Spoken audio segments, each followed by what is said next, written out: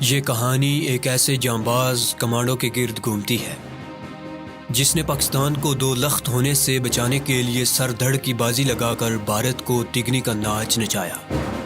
کہانی کی طرف بڑھنے سے پہلے آپ سے گزارش ہے کہ چینل کو سبسکرائب کیجیے اور ویڈیو کو لائک کیجیے۔ آئیے کہانی کی طرف چلتے ہیں۔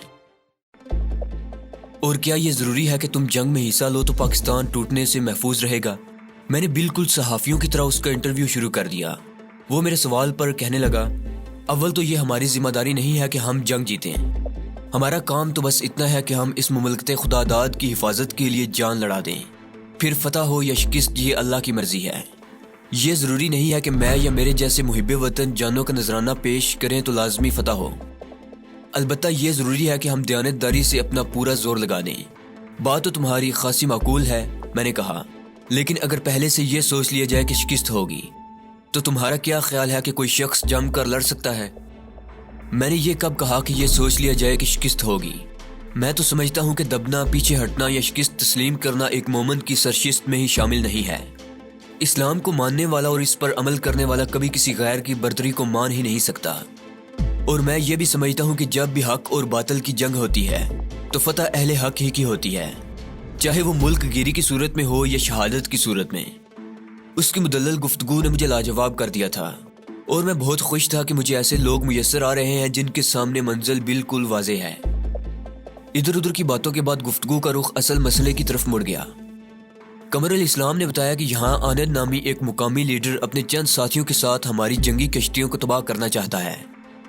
قمر الاسلام کو اس منصوبے کی اطلاع اپنے ایک دوست کے ذریعے ملی تھی، جو قمر کو بنگالی ہونے کے ناطے اپنے مشن میں شامل ہونے کے لیے اکثر و بیشتر دعوت دیتا رہتا تھا۔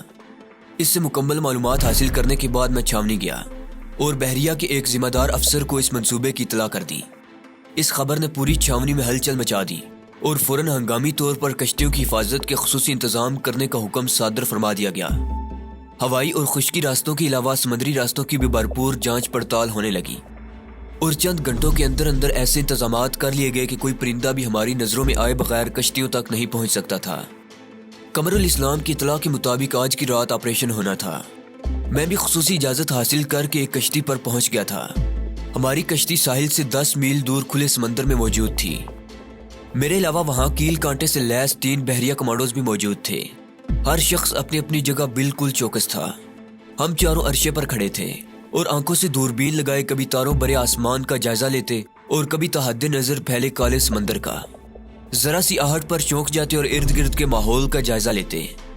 جو رات گہری ہوتی جا رہی تھی ہماری پریشانی میں اضافہ ہوتا جا رہا تھا۔ دل میں عجیب عجیب وسوسے آ رہے تھے۔ کیا ان لوگوں نے آپریشن ملتوی کر دیا؟ کیا انہیں معلوم ہو گیا ہے کہ ہمیں ان کے مشن کی اطلاع مل چکی ہے؟ کہیں ہماری ایک لمحے کی غفلت میں وہ اپنا کام کر تو نہیں گئے؟ ایسی ہی سوچوں میں ساری رات بیت گئی اور سپیدہ سحر نمودار ہونے لگا۔ ہمارے الیکٹرونک آلات بتا رہے تھے کہ کوئی آبدوز ہماری کشتی کی طرف نہیں آئی۔ ہم بھی رات بھر چوکنے رہے تھے اور ہم نے کہیں دور و نزدیک کسی مشکوک جہاز یا کشتی کو نہیں دیکھا تھا۔ تو اس کا مطلب یہ ہوا کہ ان لوگوں نے اپنا ارادہ تبدیل کر دیا، ہم نے سوچا۔ لیکن یہ ایک خوش گمانی تھی۔ دل اندر سے نہیں مان رہا تھا، چھٹی حس کہہ رہی تھی کہ ابھی کچھ ہونے والا ہے۔ پھر اچانک میں نے ایک ہلکی سی آواز سنی، جیسے کوئی آہستہ سے پانی میں اترا ہو۔ ایک خیال بجلی کی طرح میرے ذہن میں کوندا، کہیں انہوں نے غوطہ خوروں کی مدد سے تو کشتی پر حملہ نہیں کیا، کہ ادھر ہم کسی کشتی کے منتظر ہوں اور ادھر کوئی غوطہ خور چپکے سے ٹائم بم ہماری کشتی سے چپکا کر چلتا بنے اور ہمیں خبر بھی نہ ہو۔ اس خیال کے آتے ہی میں نے اپنے ایک ساتھی کو اشارہ کیا اور خود سمندر میں چھلانگ لگا دی۔ تھوڑی دور نیچے جانے کے بعد جیسے ہی میں نے گردن پانی سے باہر نکالی تو میری نظر اس غوطہ خور پر پڑی جو تیزی سے پانی میں ڈبکی لگا رہا تھا۔ میں نے اس کی صرف ایک جھلک دیکھی تھی، البتہ وہ ٹائم بم میری نظروں کے سامنے تھا جو ایک مقناطیس کی مدد سے کشتی کے ساتھ چپکا دیا گیا تھا۔ چند لمحوں کے بعد میرے بالکل قریب ہی میرا وہ ساتھی پانی کی سطح پر ابھرا جسے میں نے اپنے پیچھے آنے کا اشارہ کیا تھا۔ میں نے اسے جلدی سے بم کی طرف متوجہ کیا اور اسے کہا کہ وہ بم کو ناکارہ بنائے، اور میں خود اس غوطہ خور کے تعاقب میں چل پڑا۔ ویران جزیرے پر ماسٹر وسکی کے ساتھ سمندر میں گھنٹوں تیرنے کی مشق اس وقت میرے کام آئی، اور میں نے پانی کے اندر اس غوطہ خور کو تلاش کر لیا جو تیزی سے مجھ سے دور ہوتا جا رہا تھا۔ اسے دیکھتے ہی میرے بدن میں بجلیاں بھر گئیں اور میں کسی خطرناک شارک کی طرح پانی کو چیرتا ہوا اس کی جانب بڑھنے لگا۔ ہم دونوں تیزی سے تیر رہے تھے۔ ہمارا درمیانی فاصلہ لمحہ بہ لمحہ کم ہوتا جا رہا تھا۔ میں جلد از جلد اسے پکڑ لینا چاہتا تھا۔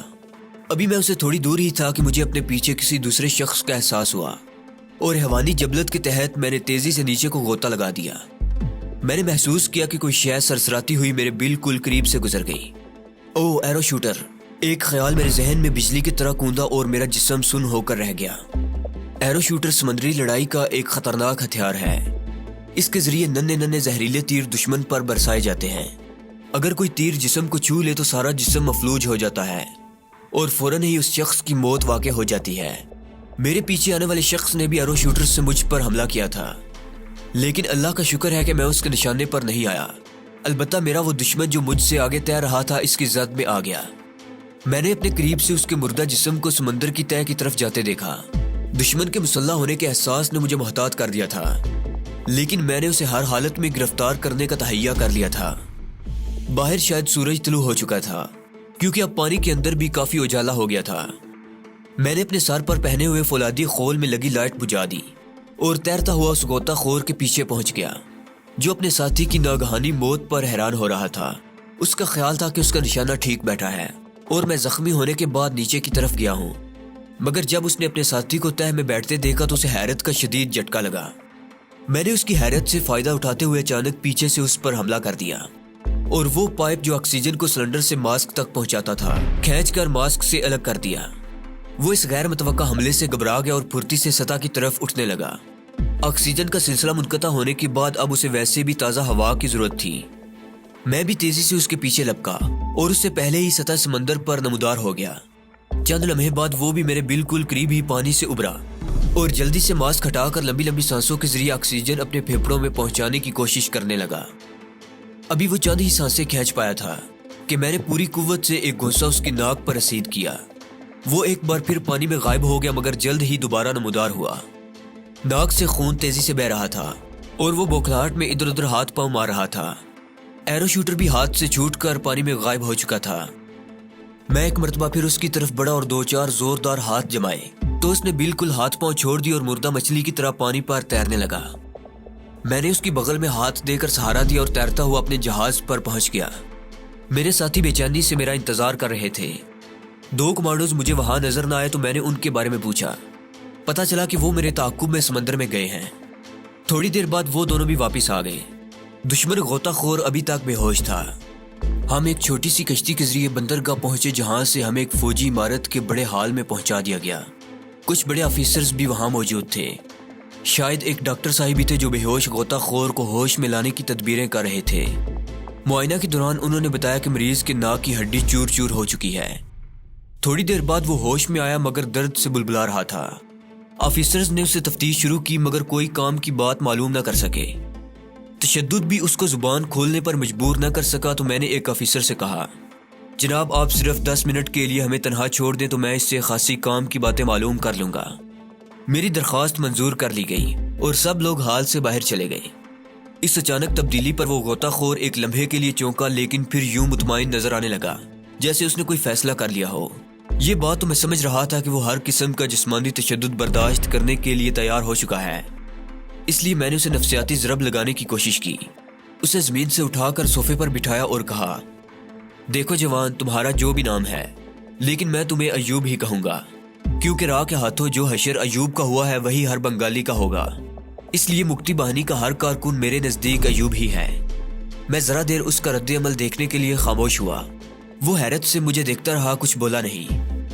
میں نے بات کو جاری رکھتے ہوئے دوبارہ کہنا شروع کیا، شاید تمہارے علم میں نہ ہو کہ ایوب کو قتل کر دیا گیا ہے اور اس کا قصور صرف اتنا ہی تھا جتنا تمہارا۔ یعنی اس نے سوالیہ انداز میں میری طرف دیکھتے ہوئے پوچھا، یعنی یہ کہ وہ میری نظر میں آ گیا تھا۔ تم قمر ہو نا؟ اس نے تائید طلب نظروں سے مجھے دیکھا اور میں نے اس بات میں سر ہلا دیا۔ اپنی بات کی تصدیق ہو جانے کے بعد خوف کا ایک سایہ اس کے چہرے پر آ کر گزر گیا۔ اس نے تھوک نگلتے ہوئے کہا، دیکھو تم مجھے جان سے مار ڈالو لیکن میں تمہیں کچھ نہیں بتاؤں گا۔ اس کی خوفزدہ حالت سے محظوظ ہوتے ہوئے میں نے ہلکا سا ایک کہکا لگایا اور مذاق اڑانے کے انداز میں کہا، تم بھلا مجھے کیا بتاؤ گے؟ تمہیں تو خود بھی کچھ معلوم نہیں، سوائے اس کے کہ بنگالی ایک مظلوم قوم ہے جس پر پنجابی سامراج ظلم و ستم کر رہا ہے، جس سے نجات حاصل کرنا بہت ضروری ہے، اور نجات کا صرف ایک ہی راستہ ہے کہ پاکستان توڑ کر بنگلہ دیش بنایا جائے۔ کیوں، کیا غلط کہا میں نے؟ میں نے تحریک آزادی بنگلہ دیش کی پوری تھیم اس کے سامنے رکھ دی، مگر وہ پھر بھی خاموش رہا۔ چند لمحے اس کے تاثرات تاڑنے کے بعد میں نے کہا، میں جانتا ہوں کہ تم مکتی باہنی کے ایک ادنا کارکن ہو اور تحریک سے تمہاری وابستگی بڑی پرخلوص ہے، اور میں یہ بھی جانتا ہوں کہ تم بنگلہ دیش کی آزادی کے لیے جان بھی قربان کر سکتے ہو۔ تمہارا جذبہ ایسا ہے کہ میں اسے سلام کرتا ہوں، لیکن جو کام تم اس جذبے سے کرنے جا رہے ہو وہ سراسر غلط ہے۔ خیر، تم اسے نہیں مانو گے اور ساری تقریریں مجھے زبانی سنا دو گے جو بنگلہ بندو اپنے جلسوں میں اکثر کرتے رہتے ہیں۔ میرا مقصد تو صرف اتنا ہے کہ تمہیں حقیقت سے آگاہ کر دوں۔ میں ذرا دیر کو رکا اور اسے اپنی طرف متوجہ پا کر دوبارہ کہنے لگا، شاید تمہیں معلوم نہ ہو کہ تمہاری تحریک آزادی کا قائد کون ہے، اور شاید کیا یقیناً تمہیں نہیں معلوم۔ تم نے کبھی DM5 کی شکل بھی نہیں دیکھی ہوگی۔ میری زبان سے DM5 کا نام سن کر اسے ایک زبردست جھٹکا لگا اور حیرت سے آنکھیں پھاڑتے ہوئے اس نے مجھے دیکھا۔ تم DM5 کو جانتے ہو؟ DM5 کیا، میں تو DM4321 کو بھی جانتا ہوں، اور تمہارے بگ باس کو بھی۔ اس مرتبہ اسے پہلے سے بھی زیادہ حیرت ہوئی۔ میں نے بات کو جاری رکھتے ہوئے کہا، جس بگ باس کو تم لوگ ایک ہوا سمجھتے ہو وہ مجھ سے چھپتا پھرتا ہے، اور تمہارے سارے DM بھی چوہے کی طرح بل میں گھسے رہتے ہیں۔ خیر، ان سے تو میں نپٹ لوں گا۔ تم یہ بتاؤ کہ تمہیں معلوم ہے تمہارا بگ باس کون ہے؟ میرے اچانک سوال پر اس نے نفی میں گردن ہلا کر جواب دیا۔ مجھے اسی جواب کی توقع تھی، لیکن اسے حیرت زدہ کر کے دراصل میں اس کی اس ضد کو ختم کرنا چاہتا تھا جو اس نے ہمارے سوالات کا جواب نہ دینے کے لیے اختیار کر لی تھی۔ اس کے بے ساختہ جواب سے مجھے یقین ہو گیا کہ وہ اپنے اس عزم کو بھول چکا ہے کہ جان دے دوں گا مگر معلومات فراہم نہیں کروں گا۔ وہ حیرت زدہ اور متجسس نظروں سے میری طرف دیکھ رہا تھا۔ اسے یہ بھی خیال نہیں آ رہا تھا کہ وہ ایک مجرم کی حیثیت سے میرے سامنے موجود ہے۔ دراصل جن تنظیموں اور تحریکوں کے سرکردہ افراد زیر زمین رہ کر کام کرتے ہیں اور کارکنان سے ان کا کوئی براہ راست رابطہ نہیں ہوتا، تو ان کے عام کارکنوں میں یہ جذبہ تجسس ضرور پیدا ہوتا ہے کہ وہ اپنے باس کے بارے میں کچھ تو معلومات حاصل کریں۔ کہتے ہیں کہ جس چیز کو جتنا زیادہ چھپایا جائے اس کو دیکھنے کی خواہش اتنی ہی شدید ہوتی ہے۔ یہی حالت اس وقت اس غوطہ خور کی تھی۔ میں نے اس کی حیرت سے فائدہ اٹھاتے ہوئے اس کے ذہن کو ایک اور سمت میں موڑنے کا فیصلہ کیا اور بگ باس کے بارے میں معلومات فراہم کرتے ہوئے کہا، تمہارے بگ باس کا نام آندرے پوف ہے، روس سے اس کا تعلق ہے، اس کا کام ہی تخریب کاری کرنا ہے۔ وہ دولت کی خاطر کسی بھی ملک کی حکومت کا تختہ الٹ سکتا ہے، لیکن یہاں وہ دولت کی خاطر نہیں آیا، بلکہ یہاں وہ روس کے توسیع پسند عزائم کی تکمیل کی خاطر آیا ہے۔ تمہیں نہیں معلوم کہ بھارت تو پہلے ہی روس کی گود میں ہے، اب اسے پاکستان چاہیے گرم پانیوں کی سرزمین۔ اپنے اس منصوبے کی تکمیل کے لیے اس نے بھارت کو اعلی کار بنایا جو پہلے ہی ہم سے خار کھاتا ہے۔ اسے 1965 کی شکست کا بدلہ بھی لینا ہے اور پاکستان کو دوبارہ ہندوستان میں ضم کرنے کی درینہ خواہش بھی پوری کرنی ہے۔ تو یوں دونوں نے مل کر ایک منصوبہ بنایا جس کا نام رکھا گیا مرڈر پلان، یعنی پاکستان کے قتل کا منصوبہ۔ خوش قسمتی سے مجھے پہلے ہی اس منصوبے کا علم ہو گیا اور میں نے اس سلسلے کی کئی اہم کڑیاں غائب کر دیں، مثلا ڈاکٹر پرکاش اور نثار برمی وغیرہ۔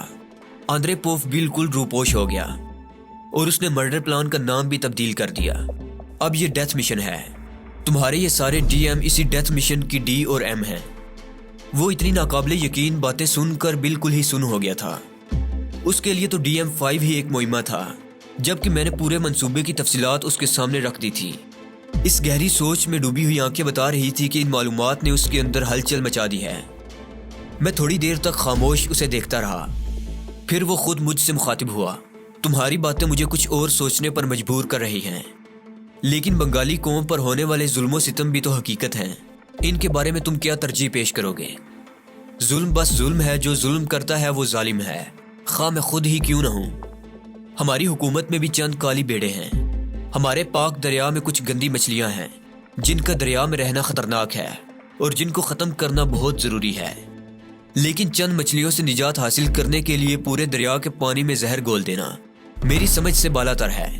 بنگال کے عوام کو حقوق ملنے چاہیے، ٹھیک ہے، لیکن حقوق کی آڑ لے کر پاک سرزمین میں قومیت کا زہر پھیلانا، ہندوؤں کے ساتھ مل کر اپنے ہی بھائیوں کا خون کرنا اور بہنوں کی عزتوں سے کھیلنا، میں سمجھتا ہوں کہ ایک مسلمان کی شان کے خلاف ہے۔ مسلمان کی ایک ہی قومیت ہے کہ وہ بس مسلمان ہے۔